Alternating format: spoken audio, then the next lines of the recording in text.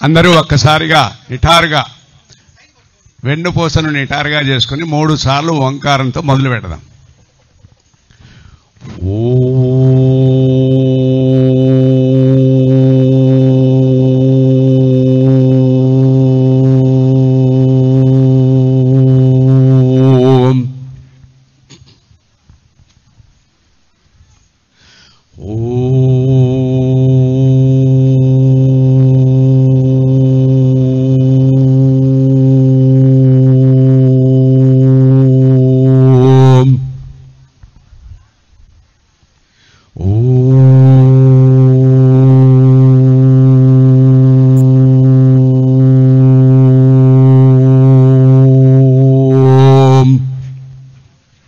జయ హో పత్రిజీ మహారాజ్ గారికి చెప్పండి. జయ హో పత్రిజీ మహారాజ్, యోగ పురుష్ పత్రిజీ మహారాజ్, జయ హో జయ హో.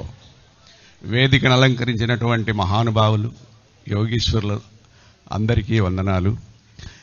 యోగ పురుషులైనటువంటి మీ అందరికీ అభినందనలతో కూడుకున్నటువంటి వందనాలు. జయ హో. ఒకసారి మరొకసారి మనం ప్రకృతి మాతను కోరుకుందాం.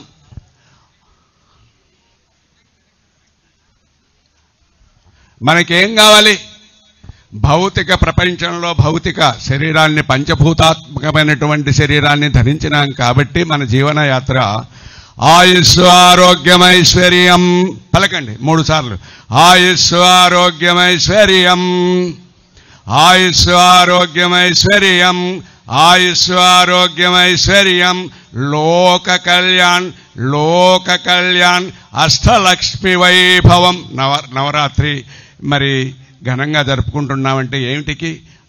ఆయుస్సు ఆరోగ్యమైశ్వర్యం కలగాలి, అష్టలక్ష్మి వైభవం కావాలి, తర్వాత లోక కళ్యాణం కావాలి, తర్వాత ఈహ పర. ఈహమంటే ఇక్కడ, పరమంటే పరబ్రహ్మ స్వరూపం. ఈహ పరానందం, జ్ఞానానందం, బ్రహ్మానందం, జగదానందం. ఇక్కడ జగత్తులో ఉన్నాం కాబట్టి జగదానందం కావాలి. పరబ్రహ్మ స్వరూపమైనటువంటి నిజస్వరూపమైనటువంటి బ్రహ్మ యొక్క ఆనందం కూడా మనకు కావాలి. సరే, మరి ఒకసారిగా ఈ సృష్టి అంతా 2 పక్షాలుగా ఉంది. 2 పక్షాలు. ఒకటి అభౌతికం, ఇది భౌతికం. భౌతికం అంటే పంచభూతాత్మకమైనటువంటి పదార్థము చేత ఏర్పడింది. మనం ఇప్పుడు పంచభూతాత్మకంగా ఉండాం.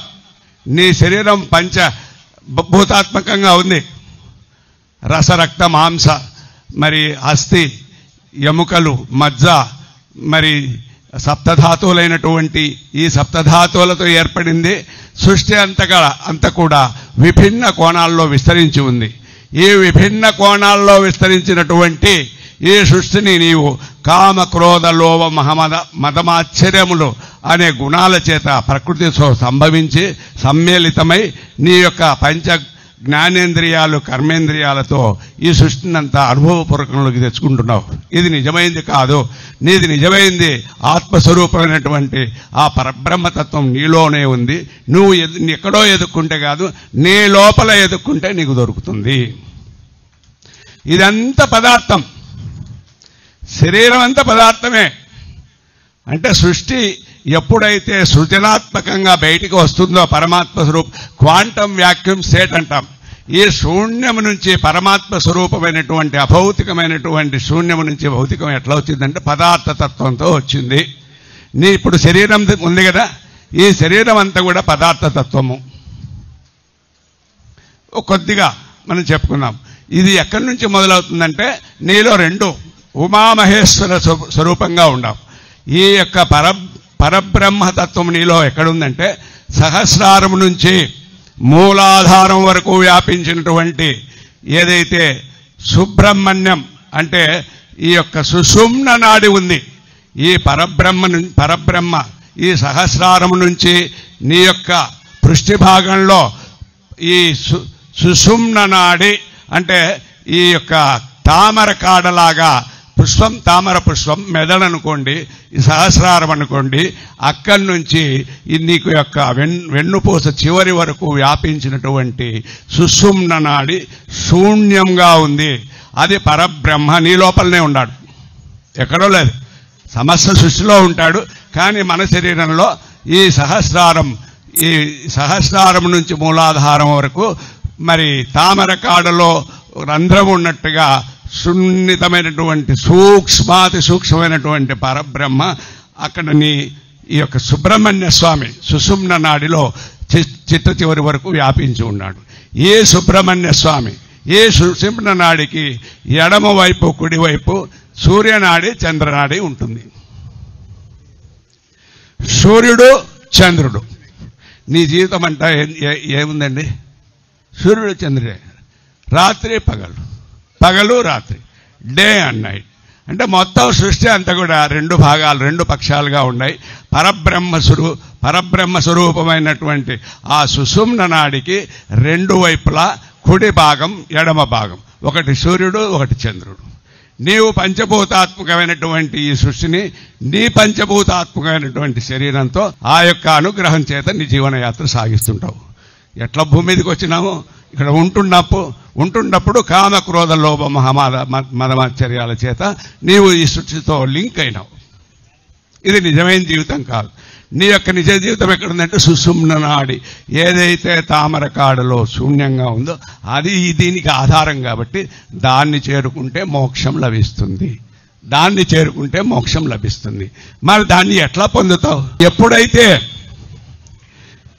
నీవు నిజ స్వరూపాన్ని ఈ సుషుమ్న నాడిలో ఉన్నటువంటి నిజ స్వరూపాన్ని చేరుకోవాలంటే ఈ పంచభూతాత్మకమైనటువంటి ఈ సృష్టిని దాటిపోవాలి, నీ శరీరాన్ని దాటిపోవాలి. నీ యొక్క శరీరంలో ఉన్నటువంటి పదార్థతత్వాన్ని కరిగించేసేయాలి. అది జరగాలంటే కేవలం ధ్యానం, యోగం. ఎప్పుడైతే యోగ చిత్తవృత్తి నిరోధ, యోగ చిత్తవృత్తి ఏది? చిత్తవృత్తి అంటే పంచభూతాలతో పెనవేసుకున్నటువంటి నీ జీవితం చిత్తవృత్తులతో తాండవిస్తుంది. ఆ తాండవత్వాన్ని బద్దలు కొడితే, కాల్చేస్తే, నశింపజేస్తే నువ్వు యోగ స్వరూపుడైనటువంటి పరమాత్మ స్థితిలోకి పోతావు. మరి పత్రిజీ మహారాజ్ మనకు ధ్యాన మార్గం చూపినాడు. శ్వాసను పట్టుకో, ఆంజనేయ స్వామిని పట్టుకో, సంజీవరాయుని పట్టుకో. ఒకటి ఇక్కడ చెప్పుకుందాం. నువ్వు ఈ భూమి మీదకి గడ్డ మీదకి వచ్చినప్పుడు నీతో ఎవరు మొదలుపెట్టినారు? నీ శ్వాస. ఎప్పుడైతే భూమి మీదకి ఆ అని శబ్దంతో వచ్చినావో అప్పుడు శ్వాస మొదలైంది. నువ్వు నిద్రపోతున్నా, మెలకువగా ఉన్నా, నడుస్తా ఉన్నా, అడుస్తా ఉన్నా, నీ జీవిత కార్యక్రమంలో ఏ పని చేస్తున్నా నీ ఎంట ఉన్నవాడు ఎవడు? శ్వాస. ఆ చిరంజీవి అయినటువంటి సంజీవర స్వామి ఎంత ప్రేమతో ఉన్నాడంటే నీ వెనకమ్మడి ఎంత మిత్రత్వాన్ని కలిగి ఉన్నాడు. నువ్వు మరీ ఈ భూమి మీద నుంచి దాటిపోయేంత వరకు కూడా నీ వెంటనే ఉన్నటువంటి వాడు సంజీవరాయుడు ప్రాణవాయువు. ఆ ప్రాణవాయువును పట్టుకుంటే నీ నిజ స్వరూపాన్ని చూపుతాడని మన బ్రహ్మర్షి పత్రిజీ మహారాజ్ చెప్పినారు. ప్రాణాయామను పట్టుకో, గమనించు. నిత్యం ఎల్లవేళలా నువ్వు ప్రాణాయామం, ఆ ప్రాణ స్వరూపమైనటువంటి ఆ సంజీవరాయుని పట్టుకుంటే నీ జీవితాన్ని ధన్యమైనటువంటి జీవితం. ఎక్కడి నుంచి వచ్చినావో పరబ్రహ్మ స్వరూపత్వం నుంచి వచ్చినావు కాబట్టి అక్కడికి నిన్ను తీసుకెళ్తుంది. నువ్వు మోక్షత్వాన్ని పొందుతావు, మోక్ష స్వరూపుడవుతావు, యోగం నీలో సిద్ధిస్తుంది, నీ జీవితం ధన్యమవుతుంది, మహాపురుషుల్లో నువ్వు చేరిపోతావు అని చెప్పి అందరూ చెప్పినారు. మనం దాన్ని పాటిస్తే ధన్యమైనటువంటి జీవితం వస్తుంది.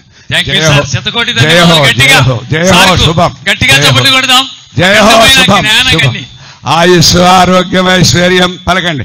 ఆయుస్సు ఆరోగ్యమైశ్వర్యం, లోక కళ్యాణ్, అష్టలక్ష్మి వైభవం. సృష్టి పరంపర జరుగుతూనే ఉండాలి.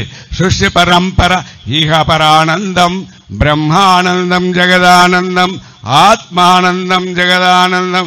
ఇదంతా జరుగుతూ ఉంటుంది. భాగస్వామ్యులుగా ఉంటాము. ఈ భాగస్వామ్యాన్ని తెంచుకొని మోక్షత్వాన్ని పొందేదాని కోసం మనం ప్రయత్నిస్తే ధన్యమైనటువంటి జీవితం. Thank you very much sir.